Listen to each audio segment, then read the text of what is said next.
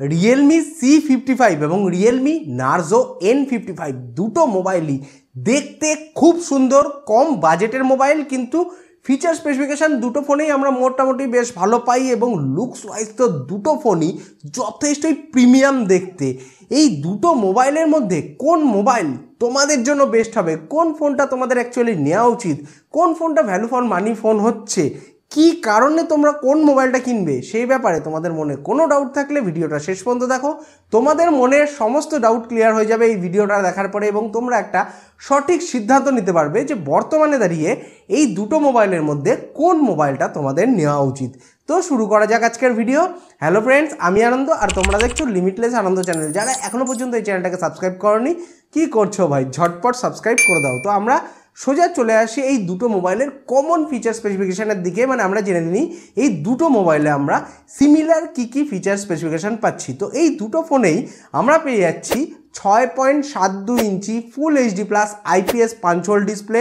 দুটো মোবাইলেই আমরা যে ডিসপ্লেটা পাচ্ছি তার স্ক্রিন রিফ্রেশ রেট থাকছে 90 হার্জ এবং এতে আমরা 680 নিটস পিক ব্রাইটনেস পাচ্ছি এবং এই দুটো মোবাইলেই আমরা যে ডিসপ্লেটা পাচ্ছি তার PPI ডেন্সিটি থাকছে 392 PPI। মানে এক কথায় বলতে গেলে বাজেট বিবেচনায় দুটো মোবাইলে কিন্তু আমরা ডিসপ্লে সেকশন বেশ ভালো পাচ্ছি। স্ক্রিন রিফ্রেশ রেট বেশি ভালো থাকার জন্য, মানে বাজেট বিবেচনায় স্ক্রিন রিফ্রেশ রেট কিন্তু আমরা যথেষ্টই ভালো পাচ্ছি। মানে দুটো ফোনেই আমরা যখন গেম খেলবো বা মোবাইলটাকে ইউজ করব তখন স্ক্রিনটা কিন্তু যথেষ্টই স্মুথ কাজ করবে স্ক্রিন রিফ্রেশ রেট ভালো থাকার জন্য।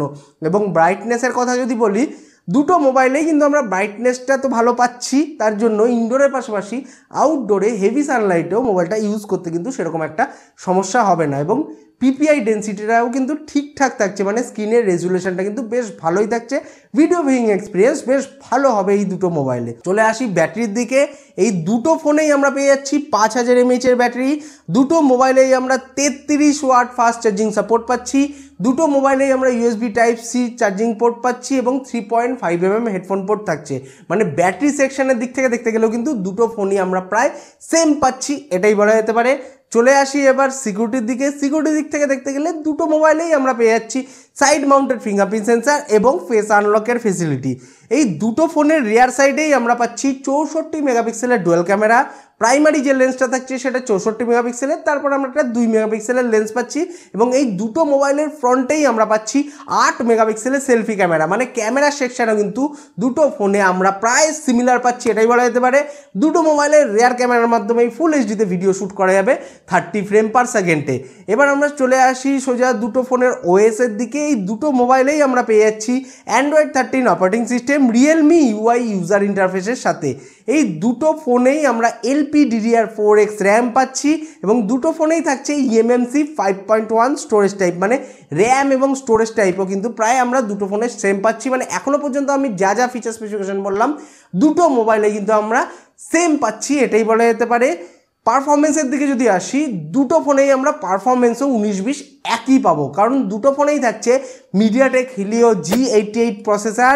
এটা একটা 12nm অক্টাকোর প্রসেসর যার ম্যাক্সিমাম ক্লক স্পিড হচ্ছে 2 GHz এবং এতে আমরা মালি G52 MC2 GPU পাচ্ছি। মানে পারফরমেন্সের দিক থেকে দেখতে গেলেও কিন্তু দুটোরই পারফরমেন্স আমরা একদমই সেম পাচ্ছি, এটাই বলা যেতে পারে। এবার আমরা জেনে নিই আমরা রিয়েলমি নার্জো N55 মোবাইলটা কেন কিনবো, রিয়েলমি C55 মোবাইলটা না কিনে। মানে রিয়েলমি নার্জো N55 মোবাইলে আমরা কি ভালো ফিচার স্পেসিফিকেশান পাচ্ছি।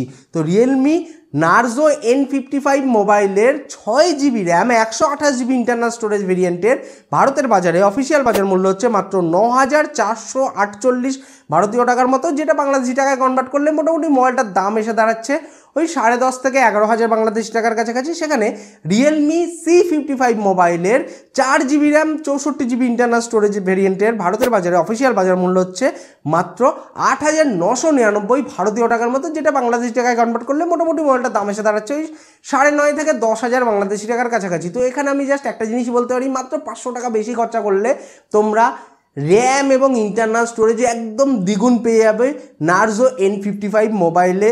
তো এই দুটো মোবাইলের মধ্যে যদি তোমাদের কোনো একটা মোবাইল নিতে হয়, আমার মনে হয় যে এখানে তোমাদের রিয়েলমি নার্জো N55 মোবাইলটা নেওয়াটাই বেস্ট হবে। এই দুটো ফোনের মধ্যে ওই ফোনটাই কিন্তু বেশি ভ্যালু ফর মানি মোবাইল হচ্ছে।